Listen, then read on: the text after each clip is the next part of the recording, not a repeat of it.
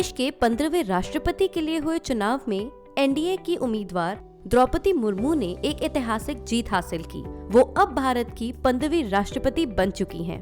विपक्ष के उम्मीदवार यशवंत सिन्हा को द्रौपदी मुर्मू ने भारी वोटों के अंतर से हराया। द्रौपदी मुर्मू ने इस चुनाव में 2824 वोटों से जीत हासिल की, तो यशवंत सिन्हा को 1877 वोट मिले और इस तरह द्रौपदी मुर्मू बनी देश की पहली महिला आदिवासी राष्ट्रपति।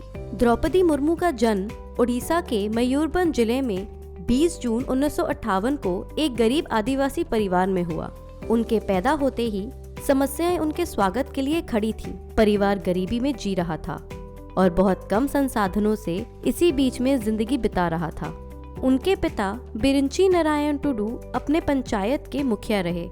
द्रौपदी मुर्मू झारखंड की पहली महिला और आदिवासी राज्यपाल थीं और अब वो देश की पहली महिला आदिवासी राष्ट्रपति बन चुकी हैं। वो झारखंड में सबसे ज्यादा लंबे समय तक राज्यपाल रहीं। उनका कार्यकाल 6 साल से भी ज्यादा रहा। रिटायरमेंट के बाद वो अपने गांव रायपुर में ही रही थीं। द्रौपदी ने अपने गांव से ही शुरुआती पढ़ाई पूरी की। इसके बाद भुवनेश्वर के रामा देवी महिला महाविद्यालय से ग्रेजुएशन की डिग्री ली। पढ़ाई पूरी करने के बाद उन्होंने एक टीचर के तौर पर अपने करियर की शुरुआत की और कुछ टाइम तक उन्होंने इसमें काम किया। इसके बाद उन्होंने अपने करियर की शुरुआत उड़ीसा सरकार के लिए क्लर्क की नौकरी से की। उस दौर में मुर्मू सिंचाई और ऊर्जा विभाग में जूनियर सहायक थीं। द्रौपदी मुर्मू ने अपने राजनीतिक करियर की शुरुआत एक वार्ड काउंसलर के तौर पर साल 1997 में की। साल 2000 और 2009 में रायपुर विधानसभा सीट बीजेपी के टिकट पर वो 2 बार विधायक भी बनी।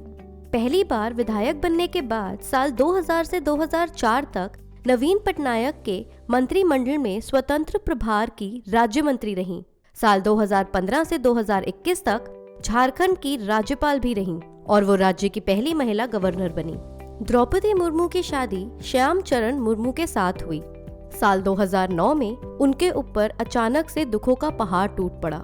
27 अक्टूबर को उनके घर में एक लाश मिली। जब उस लाश को अस्पताल ले जाया गया तब डॉक्टर ने कहा कि ये व्यक्ति अब इस दुनिया में नहीं रहा।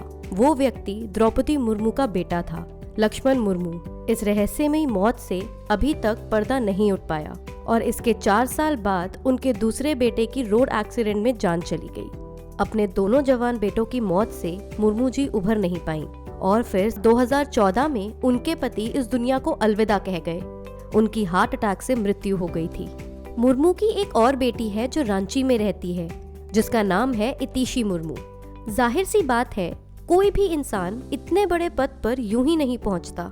उसके पीछे उसकी मेहनत, लगन और संघर्ष शामिल होता है।